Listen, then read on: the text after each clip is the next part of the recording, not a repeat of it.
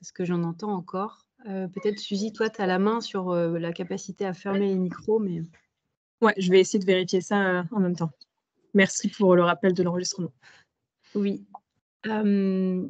Donc, on va essayer de tenir le timing. On s'est donné à peu près 30 minutes de présentation avec Clémentine et Maëlys pour pouvoir laisser la place aux questions après. Pourquoi on a voulu faire en fait cette série de webinaires? C'est parce que au SMICVAL, on a décidé de travailler avec l'apport des sciences comportementales et du design, et puis aussi bien sûr toute la dimension participative, que ce soit avec nos habitants, avec nos agents en interne.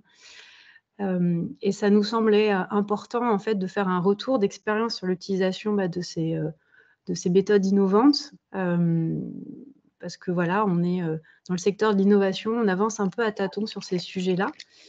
Donc, on n'a pas la prétention, bien sûr, de maîtriser parfaitement toutes ces techniques, mais on a quelques retours d'expérience à partager avec d'autres collectivités. Et puis, les sciences comportementales, c'est un sujet qui est quand même de plus en plus à la mode. Et c'est important de faire un peu la part des choses et de savoir qu'est-ce qu'on peut attendre finalement des sciences comportementales et quelles en sont aussi les limites. Nous, principalement, en fait, les sciences comportementales, elles nous permettent en fait d'avancer avec méthode et avec rigueur pour essayer de comprendre quels sont les freins au changement de comportement et quels sont aussi les leviers. Et pour nous, en fait, c'est une source d'inspiration pour avancer sur la construction de la politique publique et puis sur la construction de nouveaux services qu'on va pouvoir proposer à nos habitants pour réduire leurs déchets. Et c'est vraiment une grille à la fois de lecture, grille de compréhension pour construire les nouveaux services, et puis aussi une grille d'analyse. C'est-à-dire qu'à chaque fois qu'on lance des nouvelles expérimentations, des nouveaux tests, on a toujours cette grille d'analyse des sciences comportementales. Et ça nous permet d'être au plus juste et de déployer des services qui vont répondre à des vrais besoins et d'éviter de tomber dans l'outillage systématique. Donc, l'objectif d'aujourd'hui, c'était de vous illustrer au travers de l'exemple du chantier plastique comment on est passé justement de cette approche théorique, de compréhension théorique de nos usages autour du plastique à un plan d'action et à un certain nombre d'expérimentations. Donc, Clémentine est en charge de ce chantier au sein du SMICVAL et elle va pouvoir détailler tout à l'heure tous les enseignements qu'on a pu en tirer. Puis, on a aussi invité donc Maëlys Giraud, parce que ça montre aussi comment, finalement, on construit cette politique publique sur le territoire avec des partenaires qui sont ancrés dans le quotidien de notre territoire, comment on co-construit aussi avec des habitants. Et ça, pour nous, c'est fondamental parce qu'on sait que pour relever tous les défis qu'on a à relever, on a besoin de coopération sur le territoire à toutes les échelles. Donc, on va suivre là, dans ce webinaire vraiment cette démarche de les apports théoriques qu'on a pu récolter par de la revue de littérature, par des enquêtes terrain, et ensuite sa retranscription de manière plus opérationnelle avec des plans d'action. Voilà, ce que je vous propose, c'est peut-être de poser vos questions au fur et à mesure dans le chat. Il y a Suzy qui va collecter vos questions. Et comme ça nous permettra d'en traiter un petit peu plus dans la deuxième partie, plus de questions-réponses. Voilà, je crois que je vous ai dit l'essentiel. Clémentine, éventuellement, je veux bien que tu commences à diffuser les slides. Et je vais juste, en 2 slides, vous résumer quels sont les enjeux du SMICVAL. Et puis après, on plongera dans le cœur du sujet du plastique. Clémentine, c'est bon pour toi?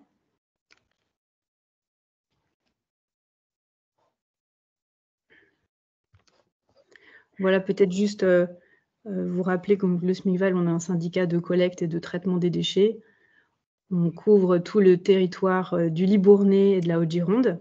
On a 210 000 habitants, 137 communes, donc on est sur un territoire qui est très vaste, territoire rural, semi-urbain. Et donc en 2019, nos élus, ils ont voté un projet politique qui s'appelle le projet Impact, avec une vision à 2030 pour le territoire, qui vise à réduire de manière drastique la production de déchets sur notre territoire, avec la volonté d'accompagner ce changement, d'accompagner vraiment les changements de comportement. Et donc, nos élus, ils ont identifié 4 typologies de déchets qui sont prioritaires. On a nommé chez nous des chantiers. Julia, juste, j'ai un souci de partage. Je veux bien que tu partages. Je ne sais pas pourquoi j'arrive pas à partager. Ok, pas de souci. Désolée. Hop. Alors, fenêtre 1.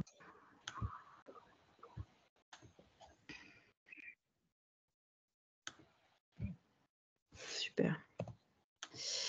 Voilà, donc là, vous voyez l'étendue du territoire. Et donc, on a 4 flux de déchets prioritaires. Donc, le premier, c'est la matière organique. Donc, c'est tout ce qui est végétaux, restes alimentaires. Le chantier tout venant, qui recouvre en fait tous les déchets qui partent à l'enfouissement et qui sont collectés dans nos déchetteries. Les textiles sanitaires, donc là derrière, ce qu'on a les textiles sanitaires, c'est toutes les couches bébés, les couches adultes, les mouchoirs, les essuie-tout, les protections périodiques féminines. Et donc le 4e chantier prioritaire, qui sont les plastiques à usage unique, avec cette volonté politique de ne plus avoir à traiter de plastique à usage unique d'ici 2030. Et donc Clémentine, je te laisse prendre la suite de la présentation. Oui, bonjour. Merci à tout le monde. Vous m'entendez bien du coup? Oui. Parfait. Je vérifie. Parfait. Donc du coup, vous dire, donc il y a une feuille de route. Du coup, moi, une de mes premières missions, ça a été d'écrire une feuille de route, une stratégie pour la réduction du plastique à usage unique à l'échelle de notre territoire. Et donc, il y a plusieurs dimensions qui viennent nourrir cette feuille de route, à savoir des choses qui relèvent simplement de la législation qui nous incombe et pour lesquelles on doit être aligné et impulser une dynamique à l'échelle du territoire, où nous, en tant que collectivité, on doit impliquer un certain nombre de choses, ou à l'inverse, surfer sur cette législation qui impose un certain nombre de choses à un certain nombre d'acteurs pour pouvoir faire avancer les choses sous couvert aussi de cette législation qui ne nous est pas propre. Tout le travail de recherche du coup que j'ai pu mener sur ce chantier. Ça va être l'objet majoritaire de notre webinaire, mais du coup toutes les études sociologiques avec les sciences comportementales qu'on a menées qui sont vraiment une dimension très forte de cette feuille de route. Et puis le travail qu'on mène avec un panel de citoyens à l'échelle du territoire qui impulse un certain nombre de dynamiques sur la réduction aussi. Je te laisse passer, Julia. Donc du coup, il y a plusieurs enjeux à l'échelle de notre territoire sur le plastique à usage unique. Donc, celui de réduire la production de déchets plastiques, évidemment. Notamment, une des dimensions qui revient souvent, c'est celle du recyclage. Alors, où il y a ce biais souvent, je trie, je recycle, donc entre guillemets, c'est OK, j'ai fait ma part. Or, on sait aujourd'hui que même si on doit recycler davantage et mieux, le recyclage a certaines limites et résout aujourd'hui, en tout cas, rien à la problématique sanitaire vraiment liée au plastique, notamment tout ce qui est émission de macro et de microplastiques. Voilà, donc simplement que le recyclage ne peut pas être la solution magique au problème, même si c'est une des solutions, évidemment, sur lesquelles on doit travailler. Un enjeu de jouer pour nous vraiment un rôle d'impulseur et de facilitateur dans la mise en place en fait, d'un écosystème qui favorisera l'émergence de solutions de réduction de déchets à l'échelle de notre territoire. D'apporter également des solutions très concrètes et accessibles. Quand on dit accessible, ça peut être aussi bien logistiquement que financièrement. Enfin, il y a plein de paramètres à prendre en compte aux habitants de notre territoire. On est vraiment sur comment on arrive à nourrir une offre de services, de solutions concrètes pour nos habitants afin qu'ils puissent réduire la quantité de déchets plastiques. Et puis, comment on fait passer vraiment les habitants de l'envie d'agir à l'action, vraiment au travers de changements de comportement réels qui prennent souvent beaucoup de temps. Hein. C'est quelque chose qui est accompagner le changement de comportement, c'est pas quelque chose qui est simple. Et donc également changement de comportement, de mode de vie et de société puisqu'on travaille à différentes échelles. Notre problématique, c'est donc la suivante. Donc, comment agir sur le changement de comportement, donc à la fois individuel et collectif, afin de réduire la production, la consommation et la pollution de plastique sur un territoire. Donc, on est vraiment de l'amont jusqu'à l'aval. On va voir du coup donc la place, j'en parlais, donc l'apport des sciences comportementales dans cette approche. L'idée, c'est vraiment de mieux appréhender toute la complexité et puis les multiples dimensions des pratiques liées à la production de déchets plastiques. On le sait, il n'y a pas qu'une seule dimension et au-delà même du sujet du plastique qui est un sujet complexe en lui-même puisque On n'est pas sur quelque chose qui se limite à l'échelle de notre territoire, on est sur un enjeu qui aujourd'hui qui est planétaire. Les comportements, tout ce qui est sciences comportementales et comportements humains sont très complexes, et il y a plein de dimensions qui rentrent en compte. Et donc vraiment, tout ça, c'était voilà, comment mieux comprendre tous ces comportements, ces freins, ces leviers, pour mieux fixer nos priorités et dessiner une feuille de route pour la réduction du plastique à usage unique sur le territoire en accompagnant le changement de comportement. Hop, je te laisse passer, Julien. Ouais, je suis désolée, il y a un petit décalage à chaque fois. Il n'y a pas de souci. Du coup, je ne vais pas le dire, et comme ça, je sais que ça switch après, il n'y a pas de problème. Merci beaucoup. Donc, il y a différents travaux qui ont été menés avec les sociologues avec qui on travaille. Donc, sociologues que vous pouvez retrouver juste en bas dans l'encadré sur la slide qui vous est présentée. Donc, tout d'abord, on a commencé par des diagnostics qu'on pourrait appeler théoriques, donc plutôt sous format de revue de littérature, qui nous ont permis déjà d'avoir une bonne vue d'ensemble vraiment sur, on va revenir après sur les différents comportements et freins et leviers et pistes d'action qu'on pouvait avoir en lien avec la réduction des plastiques à usage unique. Et derrière, il y a eu des diagnostics terrain qui ont été faits, différents diagnostics terrain qui ont donné aussi naissance du coup à une deuxième note, où là, on était plus, donc vraiment, l'objectif c'était d'aller au plus proche des habitants et des habitants du territoire pour vraiment repartir des usages, sans même parler déjà de freins, des usages, des freins, et des leviers d'action sur les comportements liés au plastique auprès de nos habitants. Je vais revenir un petit peu plus derrière sur quoi exactement. Et donc, l'idée, c'était donc voilà, au travers de différents formats, au niveau des plastic attacks, donc puisqu'on a un panel de citoyens qui menait des plastic attacks, on a travaillé avec des sociologues qui sont allés interroger directement les gens en caisse, par exemple. On va y revenir derrière, sur la slide d'après. Mais du coup, il y a aussi des petits focus group qui ont été faits, des enquêtes directement auprès de certains acteurs.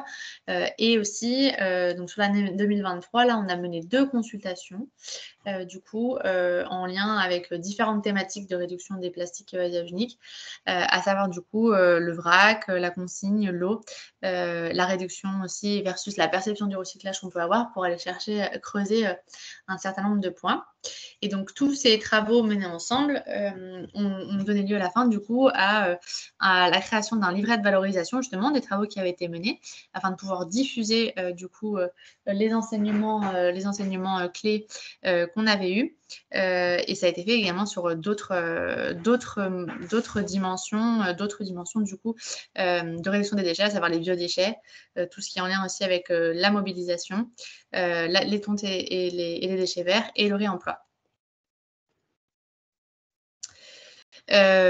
Donc voilà, donc là vous avez illustré un petit peu des différents terrains qui ont pu être menés, donc avec notre équipe de panélistes qui était du coup présents sur la plastic attack. Donc l'idée c'était vraiment au plus proche d'une action, en prenant cet exemple très concret où on est justement concret cette surabondance de plastique, de pouvoir aller interroger directement les habitants, les habitantes, les consommateurs sur du coup leur pratique de consommation plastique pour creuser du coup un certain nombre de questionnements. Donc là par exemple, le sociologue avec qui on travaillait, elle expliquait, elle est vraiment directement à la rencontre des habitants dans la file d'attente de la caisse avec un certain nombre du coup de questionnements. L'idée c'était pas forcément c'était de les attraper sur un moment où ils avaient par exemple là ils attendaient, finalement quand on attend de passer en caisse on a un petit peu de temps, et donc d'en profiter pour aller creuser un certain nombre de questionnements qu'on posait. Je vous le disais, voilà, ces consultations, aussi des terrains qui avaient été faits un petit peu au Smithwell Market, et puis il y a eu à la fois des moments un peu je disais de focus group, où là c'était des petits groupes qui travaillaient ensemble au Smithwell, et puis des entretiens physiques et téléphoniques qui ont été faits avec différents acteurs, à la fois des habitants, des habitantes, il y a un certain nombre d'acteurs comme nos associations aussi, ou des associations sportives ou autres, et partenaires avec qui on travaille sur le territoire. Alors, attendez, je vois juste des questions qui arrivent en même temps. Hop, c'est bon. Donc, quelques enseignements clés de ce qu'on peut retenir des études de sociologie qu'on a menées. Donc, un des points clés, c'est de dire que les campagnes de sensibilisation qui peuvent être menées sont efficaces, mais surtout quand elles reposent sur le concept d'efficacité collective. L'idée, c'est de se dire qu'en fait, les actions collectives font prendre conscience des conséquences de la pollution plastique et de la possibilité d'agir. Mais ça plus de poids, même si des messages individuels fonctionnent, hein, mais sur différentes dimensions. On va le voir juste derrière. Ça a plus de poids quand c'est mené collectivement et que du coup, ça se fait au sein de réflexions collectives profondes via différents groupes. On prend l'exemple, par exemple, de tout ce qui va être nettoyage de plage, où on le verra, nous, on a pris un autre exemple du coup en lien avec ça, une action collective qui est le manifeste qu'on a porté. En tout cas, le concept, enfin le collectif, en tout cas, est une dimension importante dans l'efficacité des campagnes de sensibilisation. Et à l'échelle individuelle, ça fonctionne aussi, je le disais, mais souvent, ce qui a plus d'impact, enfin, une des dimensions qui fonctionne plus, c'est tout ce qui va être en lien avec les aspects liés à la santé, notamment les microplastiques, qui peuvent du coup contribuer à, en tout cas, une certaine prise de conscience et un changement de pratique. Mais ce qu'on voit aussi, donc ce qu'on a pu aussi retenir de ces études, c'est que sensibiliser ne suffit pas. C'est-à-dire que c'est pas parce qu'on prend conscience que nécessairement ça va se transformer en un engagement ou un changement de comportement directement derrière, ou nous engager du coup dans cette dynamique de changement. Ça s'explique par différentes raisons. Le fait déjà qu'en fait le plastique, il est partout dans nos vies. Je vous invite là dans la pièce où vous êtes à regarder autour de vous. Globalement, je pense que vous avez tous du plastique et en quantité, qu'on ne se parle même pas de plastique jetable. Voilà, aujourd'hui, c'est avoir un téléphone, un ordinateur, une table, enfin bref, il y a beaucoup de choses qui sont. Donc, c'est vraiment un matériel qui est omniprésent dans nos vies et pour lequel il est parfois difficile de s'en passer. Il existe aussi donc un paradoxe entre parfois une conscience partagée, c'est-à-dire on est globalement à peu près tous OK pour se dire qu'il y a trop de plastique sur la planète, qu'on surconsomme trop de plastique, qu'il y a du suremballage, et ce qu'on peut percevoir comme bénéfice à l'échelle individuelle. C'est ce que je disais, non seulement parfois il apparaît comme pratique, mais aussi parfois incontournable. Parfois, c'est juste, et c'est le dernier point, c'est-à-dire en fait parfois il y a juste, parfois même pas de solution alternative à ce plastique en fait. Et il y a aussi parfois des contradictions et des fausses croyances qui cohabitent et qui se heurtent. Par exemple, il y a des gens, bon, j'ai pris ces exemples-là, mais il y a des gens qui vont croire que les pailles en plastique sont meilleures pour la dentition qu'une paille en inox parce que ça pourrait déformer les dents. Ça, c'est une croyance, par exemple, qui nous est remontée.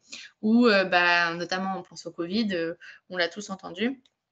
Non pas que dans certains domaines comme le médical, le plastique effectivement soit nécessaire et le plastique jetable ait sa place, mais pour tout ce qui est emballage, ces croyances qu'il y avait qui étaient de dire qu'en fait le plastique freinerait la propagation d'un virus comme le Covid par exemple, pour ne pas le citer, alors qu'en fait des études derrière scientifiques montraient que c'était l'inverse, finalement le virus persistait plus longtemps que sur d'autres supports par exemple. Et la dernière, il n'existe pas d'alternative au plastique? Ah, je l'avais dit, enfin, je l'avais dit juste avant en lien avec du coup Okay. le caractère incontournable. Mais du coup, c'est bon. Merci Julia. Notamment aussi du coup, donc là, ce qui est ressorti là-dessus, c'était l'identification d'un certain nombre de barrières comportementales. Donc, je ne vais pas toutes les détailler, mais je vais en prendre certaines. Par exemple, donc en fait, c'est vraiment, par exemple, je prends l'hygiène. Ça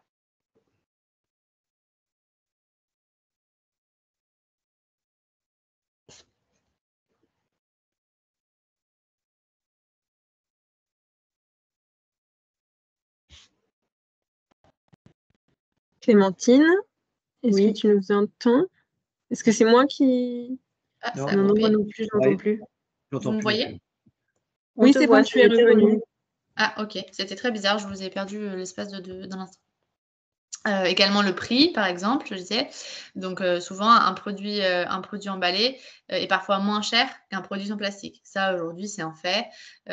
Ou je prends l'exemple notamment sur le vrac. C'est vrai qu'aujourd'hui, par exemple, le vrac, on va beaucoup trouver de vrac en bio. Il n'y a pas forcément l'alternative exactement du produit.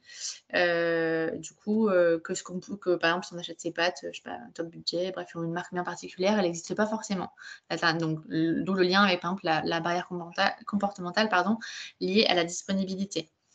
Voilà, ou ce qui peut être en lien avec la commodité, par exemple, aussi, on peut considérer ça comme pas pratique, le fait de devoir apporter ses propres contenants dans un supermarché. Donc, il y a vraiment un certain nombre de barrières comportementales qui vous sont détaillées ici, qui permettent vraiment déjà, je vois oui la bouteille de coca plastique versus la bouteille de coca en verre en commentaire x2 au niveau du prix. Voilà, oui, clairement, parfois, c'est des freins comme ça qui sont réels aujourd'hui et qui constituent vraiment des barrières comportementales au changement de comportement des individus. Donc, des comportements pratiques. Donc, voilà, les comportements donc, sont vraiment le fruit de l'interaction entre les individus et leur environnement. Et donc, l'enjeu, c'est vraiment de s'intéresser à la fois aux mécanismes cognitifs et sociaux qui les déterminent et à l'environnement dans lequel les individus évoluent et dans lequel ces différentes pratiques s'ancrent. Et donc, en parallèle de ça, vraiment, enfin, en tout cas, notre vision des choses, nous, Sminkbal, c'est dire que pour nous, il est essentiel de travailler à la création d'un écosystème global. On pense au vrac, à la consigne, enfin, toutes ces solutions plus globales qui vont favoriser l'émergence de solutions concrètes et qui permettent cette réduction de plastique. L'idée, c'est vraiment de se dire, en fait, on ne peut plus s'attaquer aux conséquences, mais il faut également s'attaquer aux causes du problème et ainsi vraiment, je vous le disais en préambule, venir nourrir cette offre de services ou de solutions sur le territoire.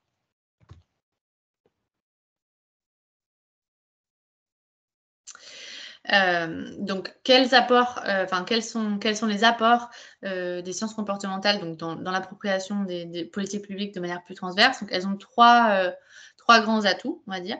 Celle d'adopter le point de vue des usagers et des habitants du territoire sur lequel on est. Elle nous oblige vraiment, du coup, à nous mettre dans la peau et du point de vue de ceux qui vont opérer, en fait, qui vont opérer les transformations sur lesquelles on essaye d'insuffler des dynamiques et de comprendre vraiment ce qui va, du coup, potentiellement bloquer ou favoriser un changement de comportement plutôt qu'un autre pour pouvoir, du coup, ajuster.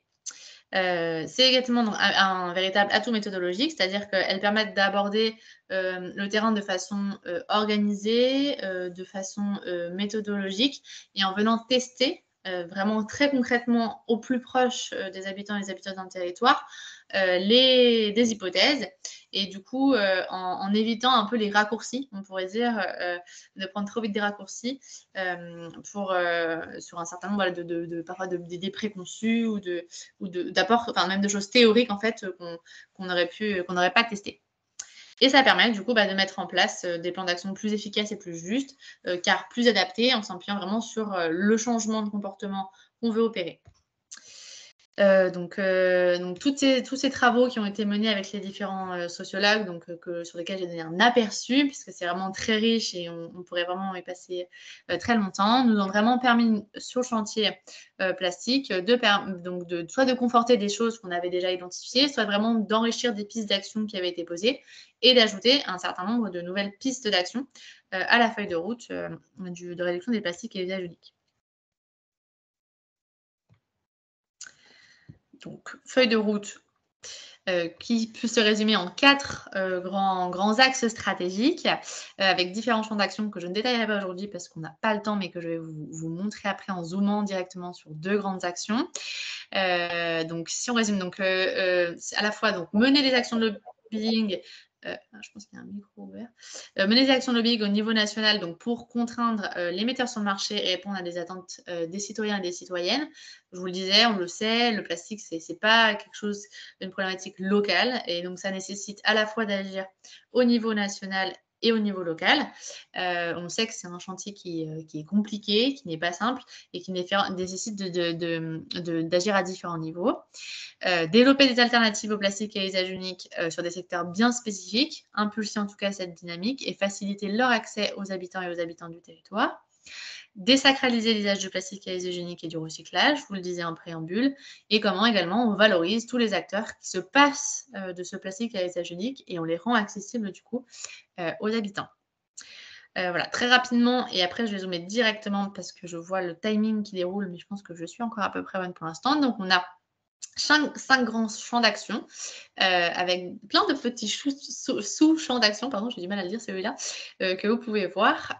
Donc à savoir la mobilisation, la grande distribution et les commerçants, l'eau, la consigne, le réemploi et tout ce qui est en lien avec les articulations de consigne de tri. Et notamment, c'est ce volet, je vous disais, cette désacralisation du recyclage sans évidemment le dénigrer puisqu'on a besoin de continuer à recycler plus et mieux. Voilà, j'ai pas le temps aujourd'hui de tout détailler parce que c'est très riche, mais vous pourrez y avoir accès et je vais zoomer directement sur la partie manifeste. Donc, manifeste, qui fait partie du volet mobilisation dont je vous parlais, donc qui est un projet qui a été Donc initié par le SMICVAL, l'idée c'était un projet qu'on a co-construit du coup avec les habitants et les habitantes du territoire et c'est dans ce cadre-là qu'après Maëlys va témoigner. Donc c'est un projet qui a été débuté en 2023 et au travers donc d'un temps collectif de co-construction. On a mobilisé un peu plus d'une quarantaine d'acteurs du territoire. L'idée, c'était d'avoir une représentativité du territoire. Donc, autour de la table, on avait des habitants, des associations, des élus, des habitants qui avaient été mobilisés au travers de plein de canaux en fait, de diffusion différents sur nos réseaux sociaux. Et donc, ils se sont réunis un samedi matin, motivés, pour réfléchir après un petit temps d'acculturation sur le sujet qui leur avait été fait parce que c'est pas forcément très simple comme sujet non plus et pour que tout le monde parte un peu sur un pied voilà avec quelques notions en commun donc on leur a proposé sous format d'atelier dont Maëlys pourra vous parler et d'un certain nombre de thématiques de pouvoir du coup exprimer leurs attentes puisqu'on était vraiment sur à la fois une volonté du SMICVAL de porter ce manifeste à l'échelle nationale, mais vraiment également, et on le verra derrière aussi, pour répondre à une attente forte du territoire sur ces sujets, en lien avec du coup la réduction des plastiques et des industriels.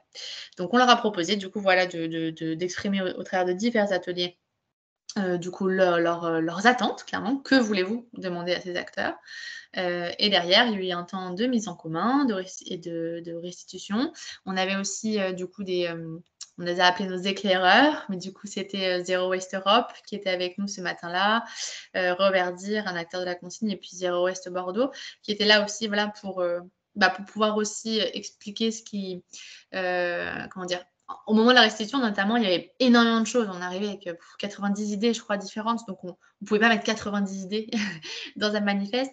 Et donc aussi, pour pouvoir... l'idée, c'était vraiment en tout cas, de s'engager à essayer de faire... à reprendre les idées des habitants et des habitantes et que ce manifeste soit le reflet de cette matinée.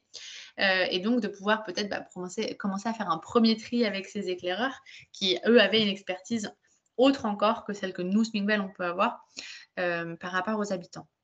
Voilà, je pense que là-dessus, c'est bon. Donc pourquoi donc le SMICVAL se mobilise avec et pour le territoire sur la réduction des plastiques et usages uniques. Donc à la fois il y a une importance je l'ai un peu souligné en introduction, mais du coup vraiment sur le plan comportemental de réaliser donc ce manifeste dans les consultations notamment. Je vous parlais des 2 consultations qu'on a menées en 2023. C'est quelque chose qui est ressorti de manière très forte. On a 98% des répondants et des répondants qui pensent qu'il est vraiment nécessaire que l'industriel accélère la réduction massive d'utilisation d'emballage plastique et de suremballage. Et les études sociologiques, je le disais tout à l'heure, mais vraiment nous montrent que les actions collectives font prendre conscience des conséquences de la pollution plastique et de la possibilité d'agir. C'est ce que j'évoquais quand j'évoquais le principe d'efficacité collective. Donc, sur le plan comportemental, c'était très important de réaliser une action comme celle-ci. Je vous le disais aussi, une attente très forte des habitants et des acteurs du territoire qui nous interpellent, nous, beaucoup, en tant que collectivité, en nous disant, voilà, vous, SMICVAL, vous avez cette compétence déchets, aidez-nous à interpeller la grande distribution, l'État, sur ces sujets pour qu'on puisse essayer de faire avancer des choses. Donc, c'était l'objectif de faire entendre la voix de ce territoire qui est prêt et qui a besoin de solutions pour que ça bouge. Une attente forte également du panel de citoyens, je vous le disais, qui typiquement, un groupe du panel de citoyens a dit « on va mener des Plastic Attack ». Donc Plastic Attack, pour information, petite parenthèse, parce que c'est vrai que je n'ai pas forcément détaillé tout à l'heure, mais ça consiste, c'est un grand mot qui peut faire peur comme ça, mais c'est simplement un concept qui repose sur le fait de se mettre en bout de caisse et en fait de proposer aux gens de laisser tout leur suremballage en bout de caisse. Proposition qui en fait fait simplement écho à la loi puisque aujourd'hui tous les supermarchés devraient laisser la possibilité du coup aux consommateurs de laisser tout leur suremballage en bout de caisse. Je vous invite à regarder dans votre supermarché et la prochaine fois si c'est le cas, mais souvent c'est quand même très rarement appliqué, ou alors vous allez trouver une petite poubelle jaune au milieu de la galerie marchande bien cachée. Voilà, c'est rare en fait que ce soit vraiment optimisé en tout cas aujourd'hui. Et puis, cet enjeu, voilà, de se fédérer avec le territoire, avec les habitants et les différents acteurs du territoire vers une cause, voilà, une cible commune, à savoir ici les industriels. Ah, il n'y a plus de support. Ah, Il n'y a plus de support? Si, Ah si, si, c'est ça bon, va. pardon. J'ai eu un bug, ça s'est mis en tout Ouais. petit, je ne sais pas pourquoi. Du coup, on va passer la parole à Maëlys. Donc Maëlys, tu es chargée de mission à l'association Biotop Festival. Je vais peut-être te laisser déjà dire quelques mots sur le Biotop. Alors, est-ce que vous m'entendez tous? On t'entend bien, ouais. OK. Bon, mais déjà, je m'excuse, je ne peux pas mettre ma caméra sans quitter l'appel. Donc désolée, il y aura pas c'est un peu moins agréable, mais voilà. Donc je me présente, je m'appelle Maëlys, je travaille à l'association Biotop Festival, donc une association qui fait de la sensibilisation à l'environnement et heu et voilà, donc j'ai participé au manifeste, l'année dernière avec, 2 casquettes. Ma casquette, d'habitante du territoire, en plus, habitante un peu éparpillée sur le territoire parce que moi-même j'habite à Saint-André-de-Cubzac, mais j'ai toujours vécu dans le Libournais, donc toujours dans le territoire du SMICVAL, mais un peu éparpillée et ma casquette d'animatrice nature, donc qui fait de la sensibilisation à l'environnement au sein d'une association qui est sur le territoire, dans le Grand Saint-Émilionnais plus précisément. Donc voilà, voilà les présentations assez rapides Super. et ouais. Du coup, Maëlys, voilà, peut-être ce qui nous semblait intéressant, c'était que tu nous partages, toi, ce qui t'avait marqué pendant ces ateliers de co-construction du manifeste. Ouais. Alors ce qui m'a marqué et la démarche, c'était surtout, tout ce qui était, responsabilisation et faire participer les habitants à ce genre de questions qui sont le plastique. Parce que, souvent et pour faire partie du territoire, les gens ne se sont pas inclus dans ce genre de questions ou sont souvent comme ce que Clémentine disait, mais nous, on les sent un peu démunis face à toutes ces questions de plastique. En fait, il y a quand même tout le monde est assez d'accord que le plastique, il faudrait le réduire, mais comment faire? Qu'est-ce qu'on peut faire? Et c'est assez compliqué et du coup, ça a permis donc ces ateliers étaient, étaient très intéressants car ils nous apportaient de la connaissance, mais aussi nous permettaient de réfléchir derrière. Donc moi, j'ai participé à plusieurs ateliers, un sur la santé et le plastique, un autre sur le vrac et le recyclage et un autre sur la consigne, il me semble et celui, par exemple, qui m'a marqué, c'était sur la santé car on a appris quand même beaucoup de choses et le fait de pouvoir se réunir entre habitants et aussi on avait des élus à la table, des personnes, qui faisaient partie d'associations, ça nous a apporté, plus de contenu et ça nous a permis donc de rédiger nos attentes et sous une forme, assez ludique, ce qu'on n'a pas forcément l'habitude de faire et ouais, c'était hyper intéressant que ce soit pour les habitants, même pour les associations de se rencontrer et d'ajouter une nouvelle dynamique aussi au territoire.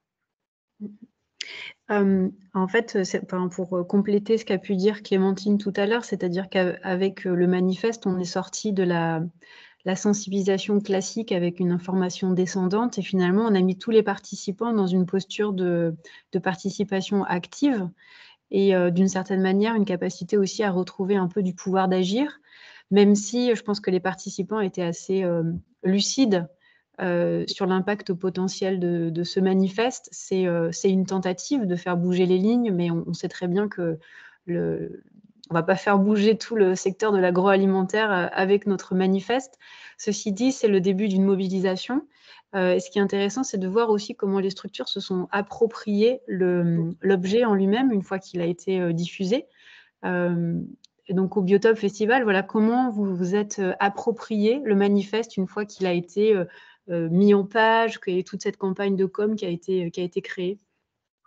Alors nous, au Biotop Festival, ce qu'on a fait, bon déjà on a un peu partagé donc sur tous nos réseaux et ça a permis aussi d'avoir, des apports nous dans nos animations. On fait beaucoup d'animations sur la biodiversité et des apports de connaissances, que ce soit sur la santé, les gens du coup, on peut leur apporter ces notions-là, mais aussi, le manifeste en lui-même était assez, comment dire? Ludique. C'est-à-dire qu'il n'était pas hors d'accès pour les personnes et c'est aussi des portes d'entrée, qu'on a avec les gens lors d'animations parce qu'on parle de beaucoup de choses. On parle d'environnement, mais on va aussi parler des sujets du territoire et on a beaucoup de personnes qui peuvent nous parler, de ce plas du plastique et le manifeste a été une porte d'entrée parce que, ça a pas on s'est pas trop attardé dessus avant, mais il y a des petites illustrations, avec des petits jeux de mots sur le manifeste et ça, c'est quand même rendre accessible quelque chose qui peut paraître un petit peu lourd pour les habitants à parler et c'est facile d'appropriation, en fait. C'est quelque Mmh. chose qui est facile de réemploi, nous, pour nos animations, que ce soit même au sein du Biotop Festival. Nous, on a pu, aussi conserver plus de dynamique. On a, pu, introduire plus le SMICVAL au sein de notre festival, faire plus d'animations avec. Donc, ouais, on a assez bien réintroduit et en même temps, c'était facile. Donc c'était cool.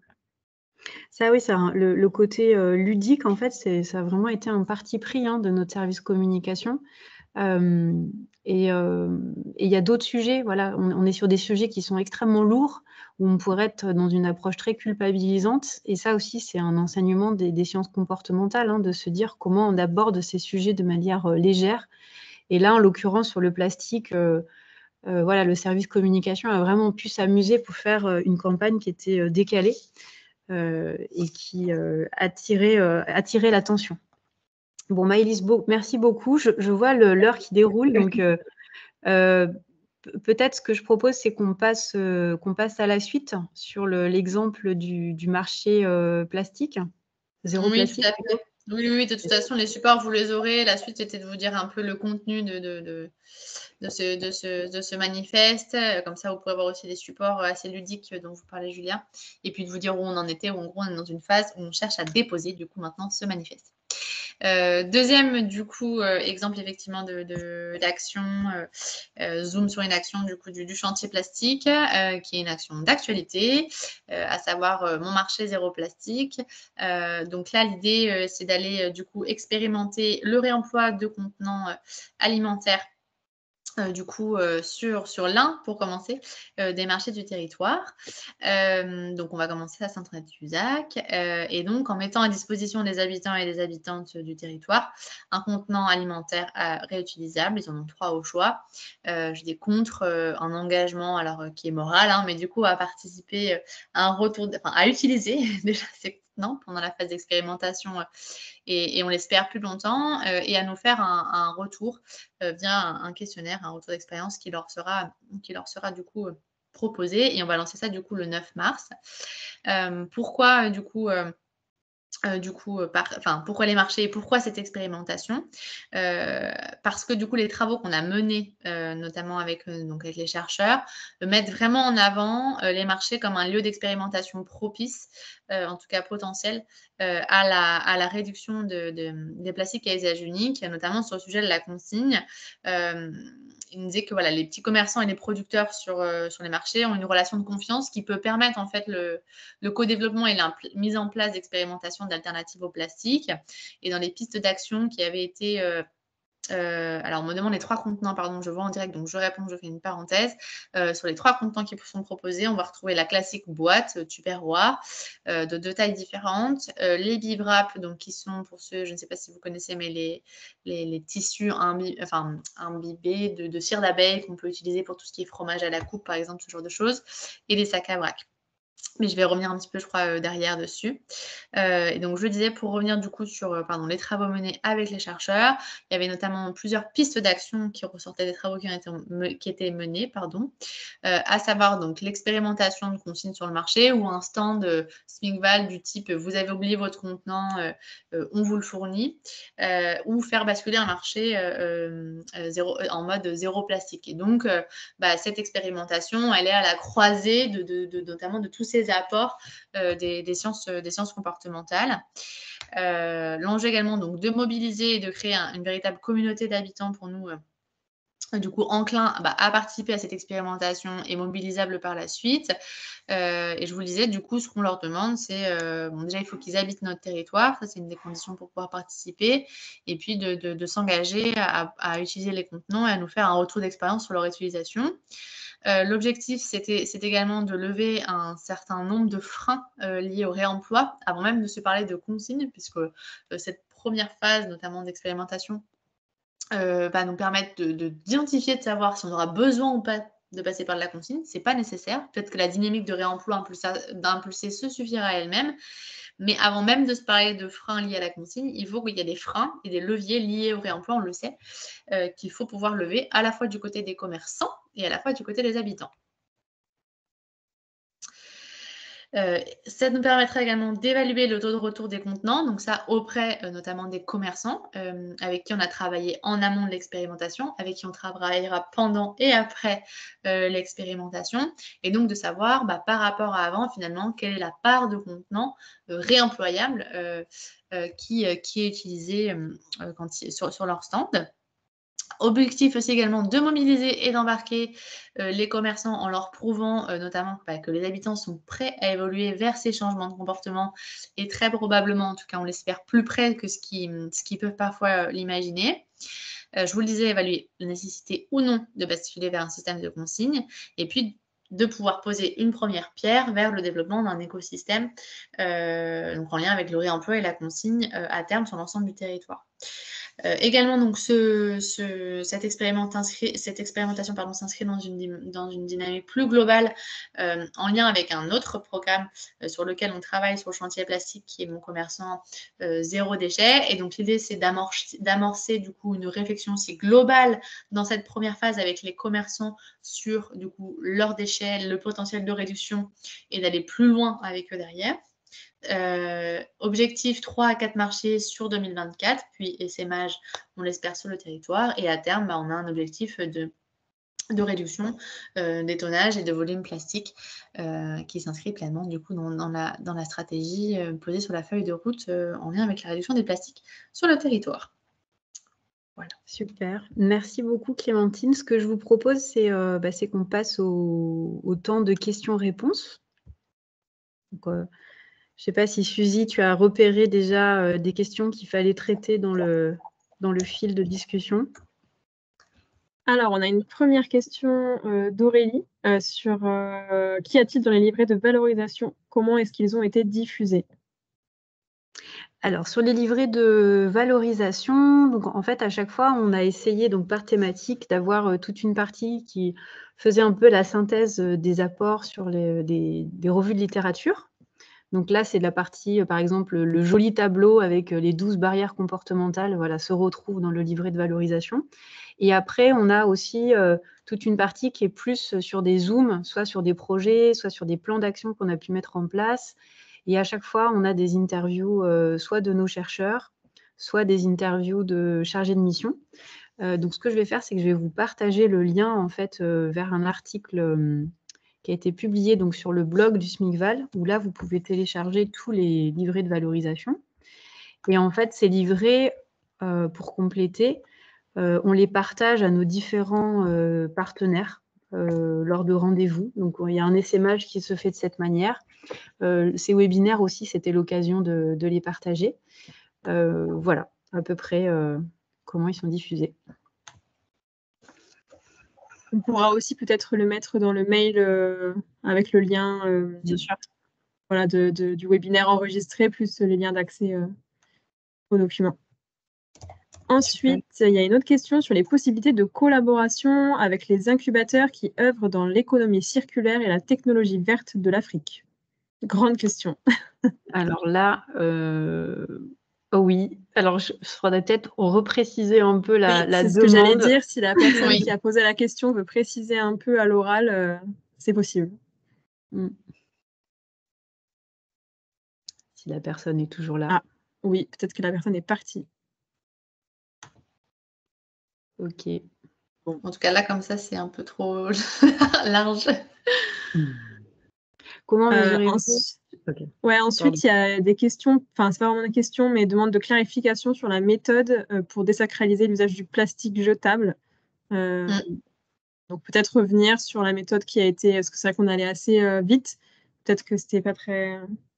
Oui, alors la méthode, bon, il y a plein d'actions en fait qui vont être menées en ce sens, mais si je prends l'exemple, alors plus qu'il y avait l'usage unique et puis le recyclage, surtout je parlais du recyclage.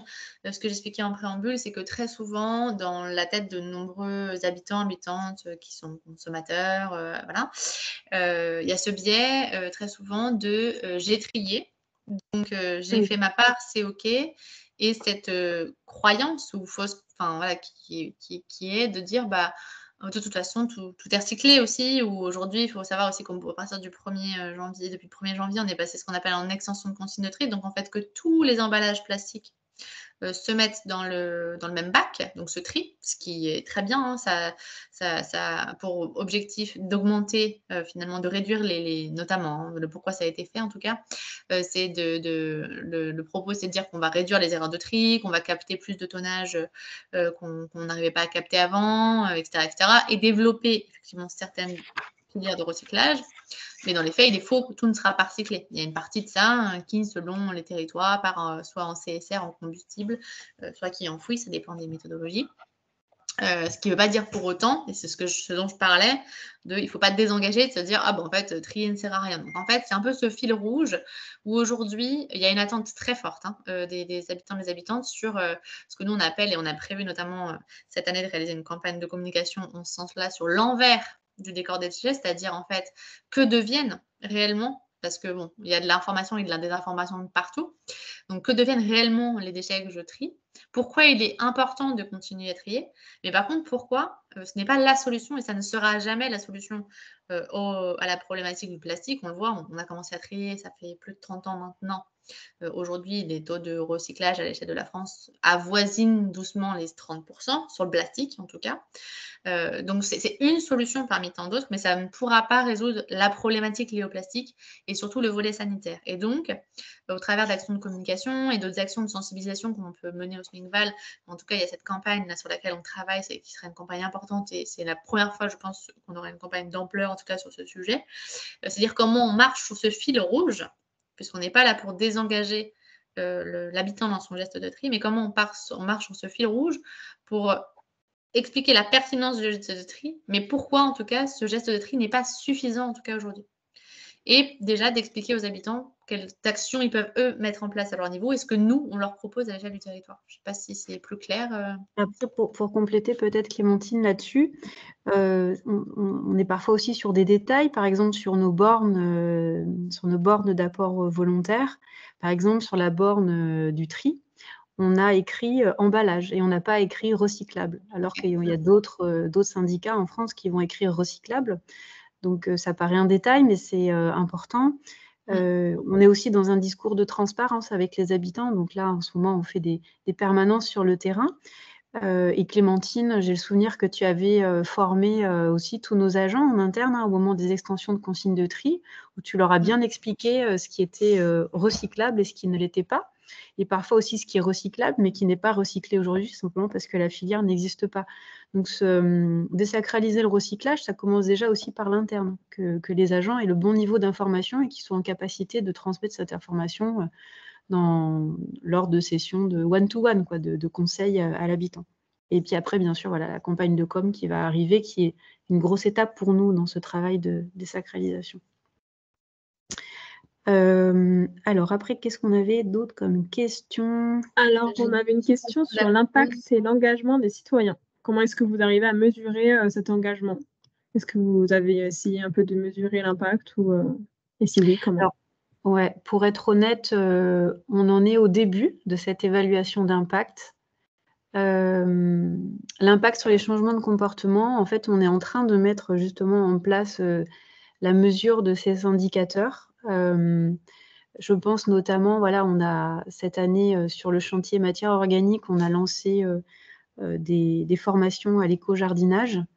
Et donc là, on a mené donc des premières enquêtes pour voir quel avait été l'impact sur les changements de comportement et comment les habitants s'approprient toutes les bonnes pratiques qu'ils ont pu engranger lors des ateliers. Donc on en est un peu au début en fait de cette mesure d'impact, sachant que c'est très difficile de le mesurer. Il y a une autre expérimentation qu'on a menée là sur un comptoir réparation, donc une offre de services de réparation pour les habitants. Et donc là, on a fait appel justement à un de nos chercheurs qui est venu pour mesurer quel était l'impact sur les représentations de ce type de dispositif. Donc on est en train en fait de se muscler sur cette partie-là et sur l'engagement des citoyens. Pareil, on est en train de se muscler sur le sujet. J'ai pas de recette magique encore, mais en tout cas, on s'appuie encore sur les sciences comportementales et sur le pool de chercheurs avec lesquels on travaille, quoi. Et on le fait projet par projet. Ok. Alors après. On a 3 autres questions. Alors, il y a une dernière question, mais qui est en lien avec ta réponse, là, Julia, sur les mesures d'impact. Est-ce que les mesures d'impact passent par des enquêtes quantitatives ou qualitatives, ou les deux? Ouais, les deux. Clairement les deux. Je vais prendre l'exemple d'une expérimentation qu'on est en train de mener sur un service de lavage de couches. Et donc, on est à la fois sur du suivi d'indicateurs quantitatifs et qualitatifs. Encore une fois, on travaille avec une de nos chercheuses qui est géographe sociale, Anaïs Troussel, et qui mène des entretiens à différents moments de l'expérimentation qui durent 6 mois. À la fois avec des parents qui participent, et des milieux de garde qui participent à l'expé, et aussi avec des parents qui sont impactés de manière indirecte par l'expérimentation, pour voir finalement comment ça impacte leur réflexion sur le sujet. Et en fait, c'est assez intéressant, parce qu'il ressort de toutes nos évaluations, c'est que l'existence même de nos expérimentations provoque des prises de conscience et une mise en réflexion chez les habitants, qui ne se traduit pas toujours par un changement de comportement immédiat, mais on sait que du coup, dans la courbe du changement de comportement, on aurait peut-être dû vous montrer ça, mais dans les différentes étapes du changement de comportement, on sait que c'est des gens qui ont avancé dans les différentes étapes. Voilà. Alors, comme il est 26, on ne va peut-être pas tout pouvoir traiter. Oui, il ne reste que 2 questions. Oui. Outre les habitants, avez-vous déployé des méthodes d'accompagnement au changement, mobilisant l'apport des sciences comportementales en direction des décideurs, les élus ou les dirigeants d'entreprise, par exemple? Alors, pour les élus, la réponse, c'est non. Je pense non, on n'a pas utilisé ces méthodes-là, en tout cas pas pour l'instant. Et après, sur les dirigeants d'entreprise, en fait, c'est pas notre cible principale. C'est vrai que nous, notre cible, c'est vraiment les particuliers. Dans la compétence en fait de notre syndicat, c'est la majorité des personnes qu'on collecte sont des particuliers. On a évidemment aussi des petites entreprises qui ont des déchets qui sont assimilés à la production de déchets des particuliers. Donc là, voilà, l'action qu'on mène sur les marchés, c'est là, c'est en direction aussi des commerçants, donc des petites entreprises. Mais non, on n'a pas d'action spécifique avec les sciences comportementales, avec les dirigeants de grandes entreprises en tout cas. Et pour compléter ce que dit Julia, nos élus par contre sont nourris des travaux qu'on mène en sciences comportementales pour eux aussi, puis qu'ils puissent appréhender toutes ces dimensions et avoir ces notions en lien avec le changement de comportement, à titre individuel et avec leur casquette d'élu. C'est ça, c'est d'essayer de leur donner un peu ces clés de compréhension, et on le fait aussi en interne à destination de nos collègues, pour qu'on ait cette culture en fait du changement de comportement qui progresse à la fois chez les élus et au sein du SMICVAL. Et donc je prends la dernière question, c'est ça, c'est avez-vous évalué également comment le projet de point d'apport volontaire interfère avec la bonne volonté des habitants à réduire leurs déchets? Non, on n'a pas d'évaluation spécifique. Après, il est certain que la résistance au changement qu'on rencontre sur le territoire lié à ce changement de collecte, on voit bien que ça interfère effectivement, ça a un impact sur notamment dans le déploiement de certains projets. Donc ça, c'est une contrainte qu'on est bien obligé de prendre en compte. Mais on n'a pas eu d'évaluation systématiques, si ce n'est voilà, des remontées et des partages d'informations entre collègues.